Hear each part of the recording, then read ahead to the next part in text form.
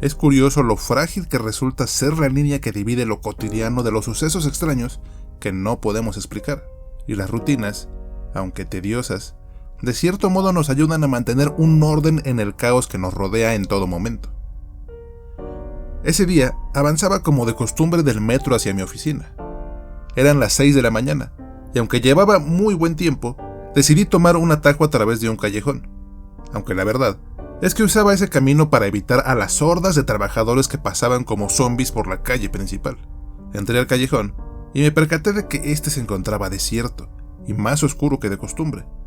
Aún así no alcancé a vislumbrar lo raro que era todo. No me di cuenta de nada, y ahora que lo recuerdo, se me ponen los pelos de punta.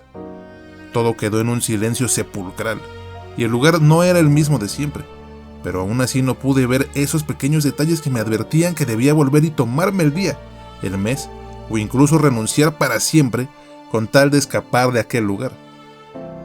No pude ver la baba brillosa que cubría gran parte del suelo, ni los capullos que colgaban de las paredes como adornos morbosos.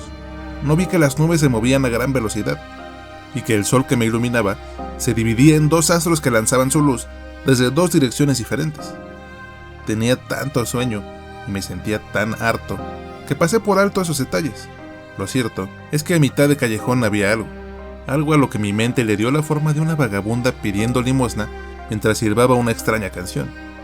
Pero mientras más la veía y más me acercaba a ella, iba dejando atrás cualquier indicio de humanidad para convertirse en una abominación. No sé si cambió de forma ante mis ojos, o si mi mente no era capaz de procesar su aspecto, porque nunca había tenido la desdicha de codificar algo tan horripilante, y que pensando lógicamente no podría existir. Aquella figura era en verdad horrible. Su piel lucía pálida, como la nieve. Su cabeza estaba calva y su piel aparentaba ser suave y fría. Sus manos eran largas y sus dedos regordetes se movían ansiosamente. Sus ojos eran grandes y azules. Sus labios dibujaban una sonrisa ancha en su rostro, y mientras más la veía, más detalles insólitos le encontraba. Su cuerpo estaba ataviado con una túnica larga y negra, pero algo andaba mal con el ancho de su tronco, y ni hablemos de dónde debían estar las piernas. No sé cómo llegué a pensar que esa cosa era humana, pero ahora que la veía con detenimiento, mi mente colapsaba lentamente. Lo único que se me ocurrió fue seguir avanzando, pero mi cerebro no estaba respondiendo correctamente, porque me quedé parado a escasos metros de la criatura. Lo menos que quería era llamar su atención, pero ya lo había hecho, y ahora me veía fijamente.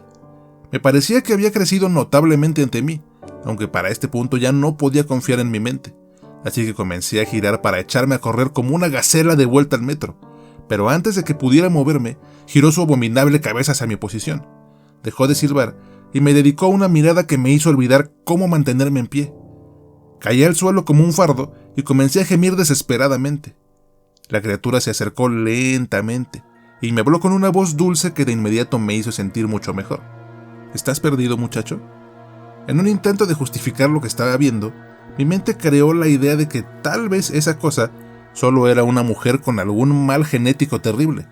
Mi razonamiento me decía que por eso se encontraba en ese horrible estado, pero mi sentido común luchaba con esa idea, y quise salir corriendo de inmediato del abominable callejón.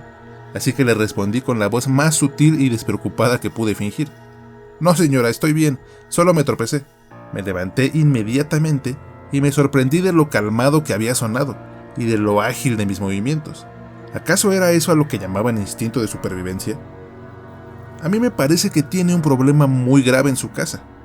Escuchar eso me devolvió al estado cavernícola en el que me encontraba antes, y aunque pude mantenerme en pie, no pude decir o hacer nada. Tu esposa lloró mucho cuando me vio junto a su cama.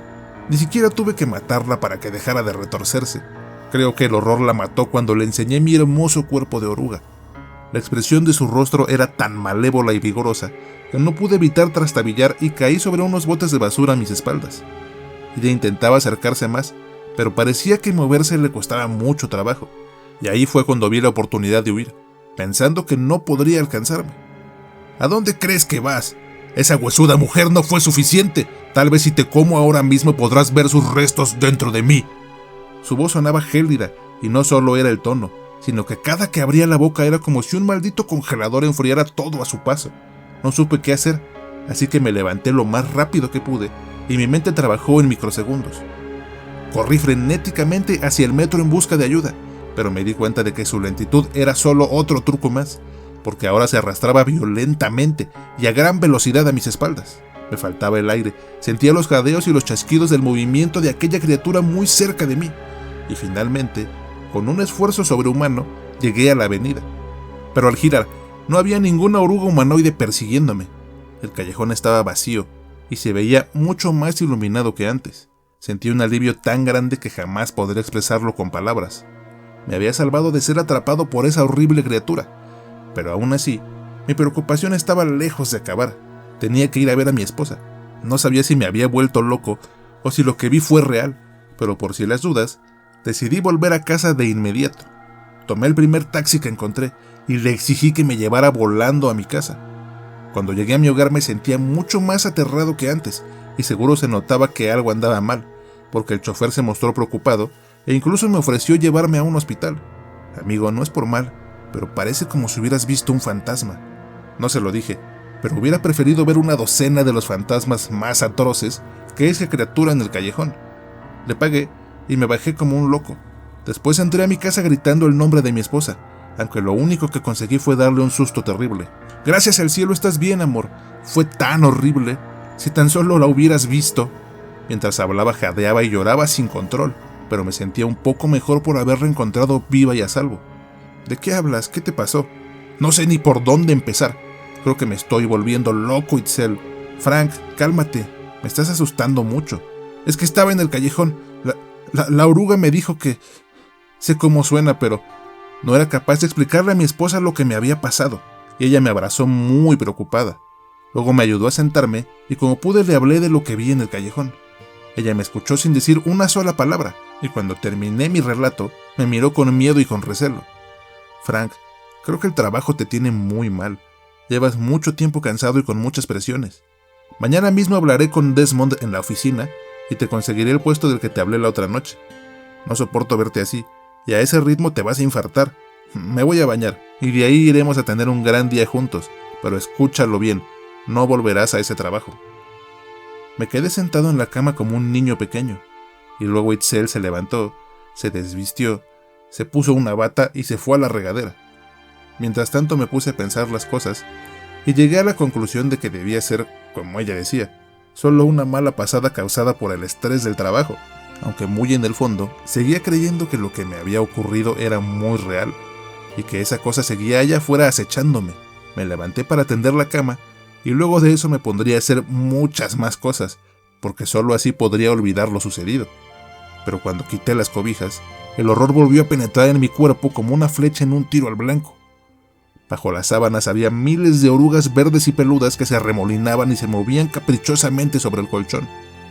De fondo, se escuchaba a mi esposa en la regadera silbando una canción aterradoramente familiar, y a mi espalda, un sonido viscoso comenzó a acercarse lentamente, hasta que un frío intenso congeló el mundo en el que había vivido hasta ese momento. Si quieres que alguna de tus historias o relatos aparezcan en Relatos Terroríficos y dónde encontrarlos, pueden mandármelas al correo elrincondelosmalditos795@gmail.com, donde las estaré leyendo gustoso, y si logran atraparme, seguramente les dé vida en un video como este.